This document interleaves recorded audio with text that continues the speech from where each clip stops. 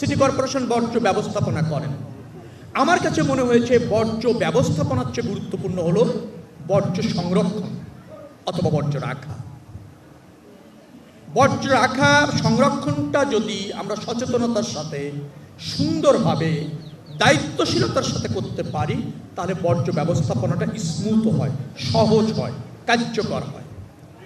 যত্রতত্র বর্জ্য ফেলে বর্জ্য ব্যবস্থাপন করার কোনো নজির পৃথিবীতে নাই।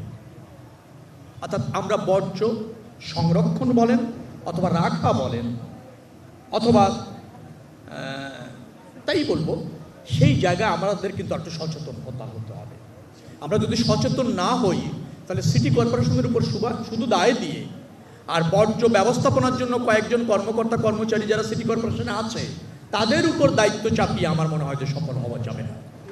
সচেতনতার পাশাপাশি নিজেকে ব্রত রাখা, এই জায়গাটা আমাদেরকে গুরুত্ব দিতে হবে এবং এটা করবেন। আমার প্রথম দাবি হচ্ছে রাজনৈতিক কর্মী যারা আছেন বাংলাদেশ জাতীয়তাবাদী দলে, আমরা ক্লিন ঢাকা করতে চাই, আমরা একটা সমৃদ্ধ নেশন করতে চাই, আমরা সবার আগে বাংলাদেশকে প্রাধান্য দিতে চাই।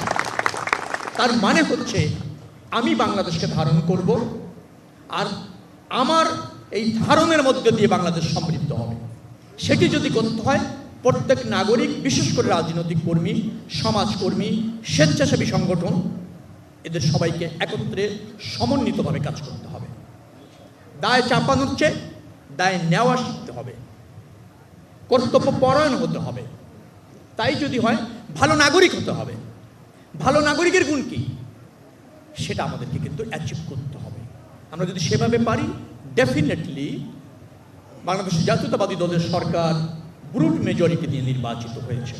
এর প্রধানমন্ত্রী সর্বাত্মক চেষ্টা করছেন। আপনারা আমাকে নির্বাচিত করেছিলেন ভোট দিয়ে, সেই ভোটের মূল্যায়ন প্রধানমন্ত্রী করেছেন। আপনাদের সেই ভোটের মূল্যায়ন হচ্ছে আপনাদের নির্বাচিত প্রতিনিধিকে তিনি রাষ্ট্র ব্যবস্থাপনার সুযোগ করে দিয়েছেন। শুধু জনপ্রতিনিধি হিসেবে আমাকে রাখেননি, তিনি রাষ্ট্র ব্যবস্থাপনায় অংশগ্রহণের আপনাদের ভোটের মূল্য দিয়ে আমাকে সেই সুযোগ দিয়েছেন। তার মানে প্রধানমন্ত্রী আপনার ভোটটাকে ওন করেছেন। আপনার ভোটটা যদি বাংলাদেশ জাতীয়তাবাদী দল এবং এই সরকারের প্রধানমন্ত্রী ওন করেন তাহলে আপনাদেরও দায়িত্ব রয়েছে প্রধানমন্ত্রীর ডিজায়ারটা এবং দলের ডিজায়ারটাকে বাস্তবায়ন করবার। এবং তার মধ্যে অন্যতম হচ্ছে ক্লিন ঢাকা, তার মধ্যে অন্যতম হচ্ছে জনবান্ধব নগর। এবং সেটাখানে আপনি বসবাস করেন, আপনার নগর বিল্ড আপ করার ক্ষেত্রে আপনারও অনেক অবদান আছে, সেটা আপনাকে বুঝতে হবে, মানতে হবে এবং বাস্তবায়ন করতে হবে। যদি আপনি সফল হন সামষ্টিকভাবে সবার স্বার্থ প্রতিষ্ঠিত হবে, রাষ্ট্র সফল হবে। আমরা ব্যাপারে সচেতন থাকবো। রাজনৈতিক কর্মীদের এই কথা বলে শেষ করব, এই যে ক্লিনিং আজকে শুরু হয়েছে, যেটা চমৎকারভাবে আপনারা করেছেন, সেটা যেন ধারাবাহিকভাবে অব্যাহত থাকে।